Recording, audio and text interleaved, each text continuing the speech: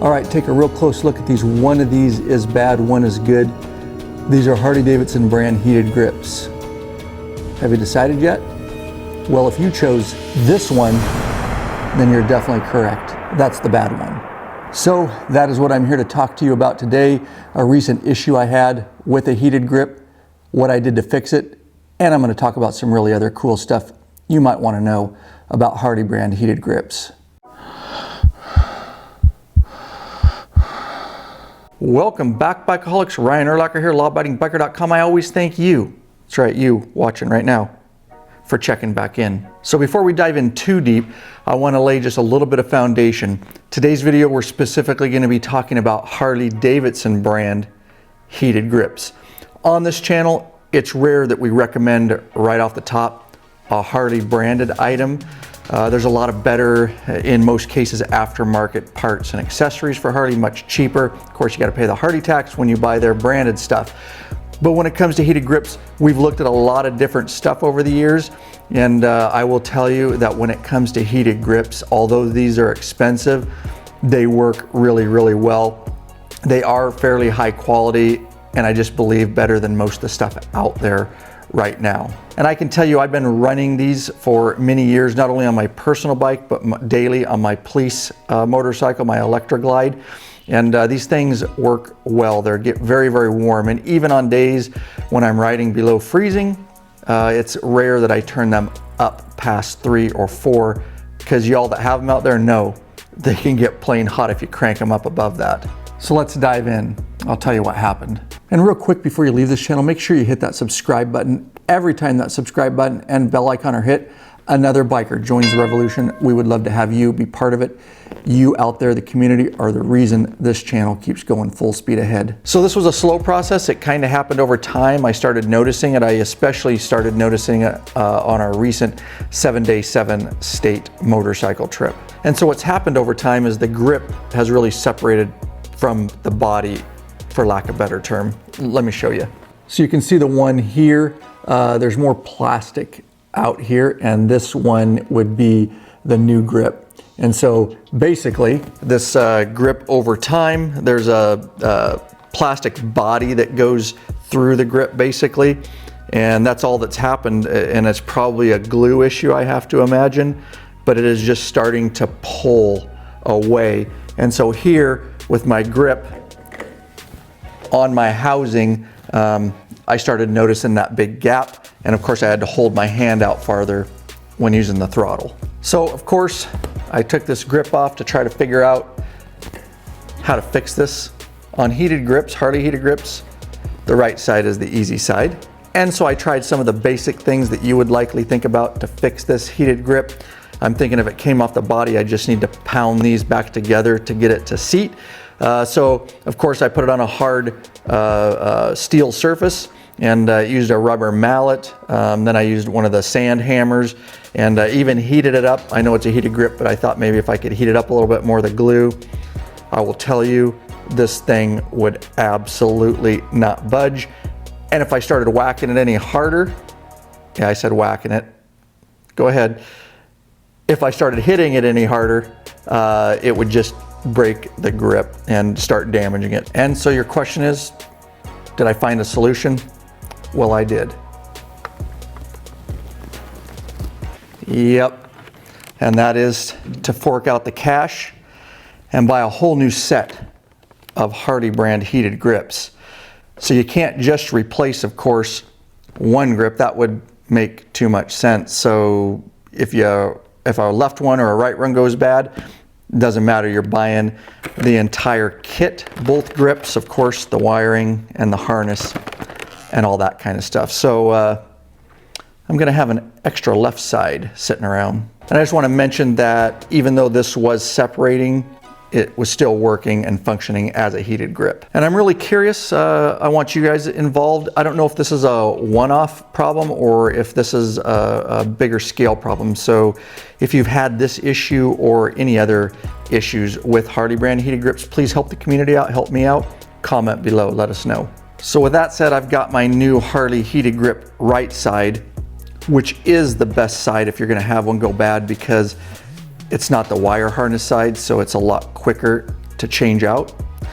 So I want to talk about some other things, some things that will definitely be interesting and of note on Harley heated grips as I put this back on.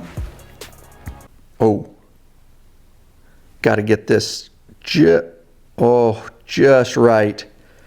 We got to make sure the old Willie G is perfectly aligned. Adds horsepower.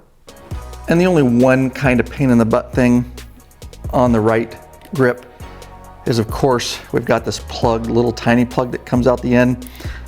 I got to get up in there and plug that into the throttle by wire so it'll be heated. And this little tool works fairly decent, and a flashlight. And let me plug this in real quick. All right, not too bad. I've done that just a few times. And the reason I'm not showing you a close-up of this in this video, because it's not really about the install. Our very thorough heated grips install video for all Harley models, I'll link to it in the description below. It'll show you how to do all this. So I want to give you a little trick about this plug that plugs in from the grip to the throttle by wire. So some of you may have experienced, especially on the pre-14 bikes that vibrate a lot more. And we had this issue on a couple of our police fleet. And that is that periodically this right grip stops working. And the first thing you should check is you should pop your end cap, which on these heated grips is just simply, it just snaps on, and you can stick a little fine screwdriver or pick in there and you just pop these end caps off. That's the first thing you could check. And it can become a nuisance as it did on a couple of our police bikes. So I came up with a solution. Yep, a little electrical tape, a little redneck engineering. But the key is, and I suggest you do this on all of them, just that way you don't have to worry about it coming undone, is I just take some electrical tape, you can ball it up, just kind of make it the right size, add a little more there. All right, I got that just about the right size. And what I'm doing, literally, is just stuffing this tape up in there against that plug and those wires. And that way, when I snap my end cap on, it's pushing into that tape, which is pushing into that plug, and there's no chance that it will ever vibrate and get unplugged. Hope that's helpful to some of you out there. Let me know in the comments if you've experienced this constant unplug problem. And if I didn't mention yet, I've had these grips on this 2014 Street Glide Special for about 4.5 years before the separation problem started happening. All right, just a little secret that I've never shared before, but I'm gonna share it with you. If you wonder what kind of electrical tape that I used up in here, high-speed electrical tape, super secret. Probably gained like 5 horsepower by doing that. Just beware, Harley will probably void your warranty because it's not Harley electrical tape. All right, we're not going there in this video. So we've done an absolute ton of free videos for you guys on this YouTube channel. I'm gonna be putting this back on and I wanna make a couple points, but this video isn't really a close-up like we usually do of exactly how to install this. The reason is because we've already done it a ton of times on this channel.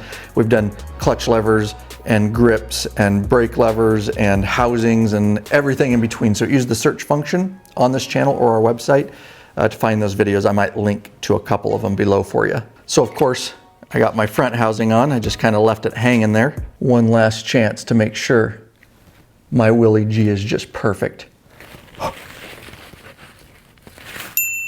All right, and we'll come on with my back housing here. And I'm just gonna get these started. All right, just real quick, promise we'll get right back into your video. A ton of man hours, effort, and expenses go into helping as many bikers as we can worldwide. There is a way you can support us and get benefits. You can become a patron member. Link in the description below. You pledge a certain amount per piece of content, no risk to you because you can put a monthly cap. There are the benefits, like I say, t-shirts, stickers, the private Facebook group, you get access to that. It's a troll-free zone. Access to our live private video broadcasts and chat, up to access to our premium videos upon request, and you get access to ride events and meetups. All right, let's get back into your video. All right, got these started. This is what I want to talk about. One point real quick is when you're putting these on, guys, and we talk about it in our other videos, is one thing people want to do is they want to crank this housing and pull it as far as they can this way. Well, what that does, if you tighten those down like that, is it's pulling too hard, and you see my throttle, you're gonna get either really restricted snapback or no snapback like that. When you're doing your throttle, it's gonna be all hung up. So we move that out a little bit, and I pull it just enough, a little too much play, I'll pull it down there. And we can check this again before we finally tighten it, but you should have just a little bit of play there, back and forth, that's normal. That way you get the right throttle snapback. Don't forget there's the plastic brake switch down in there, it's ramped. Better than the old ones that used to snap off, but 14 and on, they've ramped these things, so you just gotta make sure when you're getting this in here that you kind of push on that ramp and push that button down and get this into place. All right, now that I know everything's pretty much aligned, I'm gonna snug these down a little bit, the housings. And here's where I do my final check before I tighten these all the way down of how much play I have in this. Okay, and on with my half clamp that goes into the brake reservoir there. Of course, I've got it all lined up because I've got my biker gripper cell phone mount on there and all the spacers necessary. Makes it easy. And just getting these snug down there. All right, stoked. New right side heated grip. And I've got something else in my box of tricks here I want to talk to you about. Oh yeah, these are Harley-Davidson brand heated grips, brand new. Black in color, of course. You ask, why do I have these? Well, we bought these. We are going to put these and install them on Popeye's 2019 Street Glide Special he just got a couple months ago. So I want to talk to you about this project and give you a little bit of information. So there is no reason that you should pay your dealership to install these heated grips. One of our original videos, which stands now, it has helped bikers worldwide install heated grips on their Harley-Davidson motorcycle. I'll try to pop a card somewhere on the screen and I'll link to it in the description below. So we are going to film this new install. Again, the video as it is stands and you'll be able to install them. But as we get better at our craft here at Law Abiding Biker Media, we're always updating projects and new shots and maybe new angles and stuff like that. So I want to cover a couple frequently asked questions and just some lack of information in the community about Harley brand heated grips.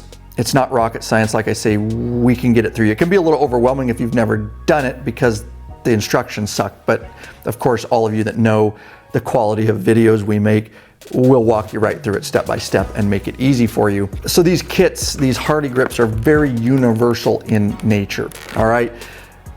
What I mean by that is I can think my personal experience all the way back to at least 2000, they really haven't changed anything. It's got your wiring harness, it's got the grips. They've installed the same way. Like I say, all the way back to 2000. They just are universal Harley heated grips. A lot of people ask or get confused or worried, well, you know, I have a fairing bike or I don't have a fairing bike, and is it totally different and will the video work? Well, absolutely it'll work because I just told you it's universal. The only benefit if you don't have a fairing bike is the project will be quicker because you don't have to remove a fairing. Of course, we show you in our heated grips video how to remove the fairings and all that kind of stuff. But if you don't have them, then just thumbs up. It's going to be a quicker project for you. But they really install the same way. The only changes that have been made over the years by Harley-Davidson to these grips is really on the different models where you tie into power. That has changed a little bit and it's still changing, and it depends because they wire things different and stuff like that.